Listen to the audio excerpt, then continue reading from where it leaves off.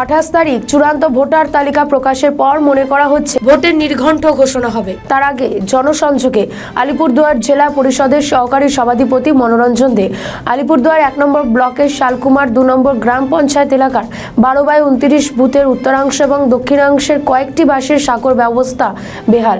সেই খবর পৌঁছে যেতেই পরিদর্শনে বেরিয়ে পড়েন জেলা পরিষদের সহকারী সভাধিপতি। স্থানীয় বাসিন্দাদের সঙ্গে কথা বলেন তিনি, পাশাপাশি তাদের আশ্বাস করেন দ্রুত সব সমস্যার সমাধান হবে। আর কি বলেছেন শুনুন। প্রথমে মাননীয় মুখ্যমন্ত্রীকে শতকোটি প্রণাম জানাই। আপনারা দেখছেন যে সেন্ট্রাল গভর্নমেন্টের যে বাজেট, মানুষ মারা বাজেট, আর আমাদের দিদি যে বাজেট ঘোষণা করেছেন, মানবিক বাজেট, আমাদের মা বোন দিদিদের জন্য লক্ষ্মীর ভাণ্ডার 500 টাকা করে বাড়িয়ে দিয়েছে, যুবসাথী ব্যবস্থা করেছে আমাদের ছাত্রছাত্রীদের জন্য। তাছাড়াও বিভিন্ন প্রকল্পের মাধ্যম দিয়ে আমাদের মাননীয় মুখ্যমন্ত্রী বাংলার মানুষের পাশে সহযোগিতা করে যাচ্ছে, পাশে আছেন।